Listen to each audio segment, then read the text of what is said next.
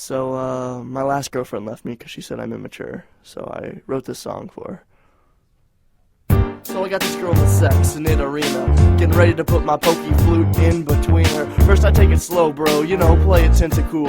When I pollywag my weedle, oh how it makes it drool. I'm hard as a rock, and this girl seems hooked on onyx, cause she puts her meowth in my Pidgey and takes it like a bong hit. Then she's starting to choke, which isn't very cool.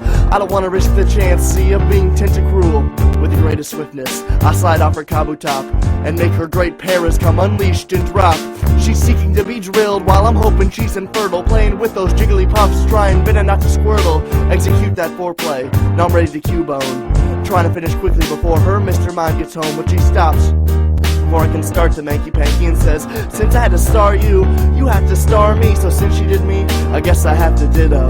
I get down on my knees and pony to Pagetto. Give her a slow poke before I dive into that girl and attack her cloister with a full polywhirl. I lick a tongue or lapras, tasting on that magic carpet, hoping she's not crabby, that'd be ghastly and would make my heart sick.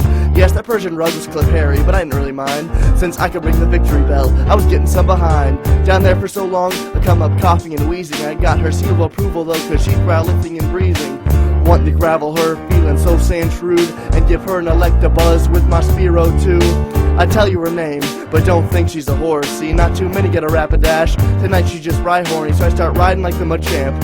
Feel like I could roar, going so hard that I probably made her Ivy sore. She wanted my Arbok, so I gave her Gyarados. Going so hard that her Mew almost Tauros. Inside that Butterfree, feeling like Charmeleon bucks, constantly jolting her from the power of my Psyduck. Now I must have gone and jinxed it somewhere in the equation, cause she started getting drowsy during the copulation. I didn't even notice, I kept going at her Golbat, but then something seemed oddish when I started hearing her Snorlax. I tried to wake her up, but she was Porygon, and she'd have to be awake before I'd get my flare on. Of course I felt gloom, I thought I had been charming her, and now I can't grime her Voltorb, or I'll be harming her. My Dugong can't muck, and if he does, it'd be rude. But this is still better than the time I brought home a Geodude. With my pants down, my bell sprouted, I feel like I got a doo-doo. So I Mara walked into the bathroom, and when I leave, what do I view? Then my girl's awake a Gengar, which seems kinda far-fetched. It provoked some Poliwrath at the thought that she fake slept. I asked her what was wrong, does she not like it when I pinch her? And she responded with, calm down a second, Spencer. If you think your sex is good, you're wrong. If you think you're hip, no. The only thing you're good at is Nintendo. I love this girl a magneton, and hearing this was wiggly tough. The evening had started out well, but now was turning rough. Told her, wait a parasect, please stay the only night. You're my Goldeen girl, and if you leave I Magnemite. Eradicate my life, cause you are my pharaoh. It's too early in the night to give me the Kabuto. And she says, way back when I first took a peek at you, I thought you were kinda cute, and that you might want my Mewtwo. I felt electrodes in the air when I saw you and you saw me, but that was before I knew that your Diglett was so drag-teeny. I didn't know the size of my Dodrio mattered, and my god, here I thought we were like two Caterpies in a Metapod. I hope the memories of me haunt her, I hope she never leaves her shelter. I hope you see Drolight soon, I go and I tell her, I know you think you're hot shit, but I'm actually Executor. I'm the Omastar, the Kingler, I can find another suitor.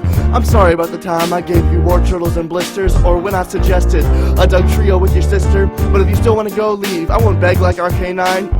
Golduck with your new life, I'm having a Blastoise with mine. And that was the night Misty left me, I felt so vile plume. I reckons that Dragonite was the beginning of the doom.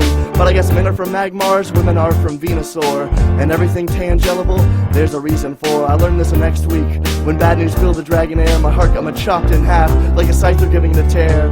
A phone call from her mother told me a Kakuna in her head had attached to her Vulpix, and now Misty was dead. I thought it was a Klee fable that those things were Hitmonlethal. I'd heard 8 or 9 tales about Golem from different people, but I still couldn't believe it. I started weeping, belting out tears, cuts and slashes, vaporizing all of our years. It was like Raichuno, Zapdos, Moltres, and she's gone, and I can't abracadabra with some magic wand. No Alakazam when she reappears, I feel like a primate. They could have caught the growths, but the Kangaskhan's came back too late. I Pidgeot to have known better, but the news was quite charged hard. My heartfelt Bulbasaur was permanently scarred. She was my Nido queen, I should not have Nido ran. I wanted to be her Nido king, but I felt more like a Hitman Chan. If I hadn't have Nido ran, would she still be with us? Or is my Poke love just too damn venomous? Inside, numb like the Arctic, you know that feeling. A gun rat-a-tat my heart, and I'm just waiting for the healing. But I don't regret getting hit with Cupid's Aerodactyl. Relationships are like Pokemon, you gotta catch 'em all.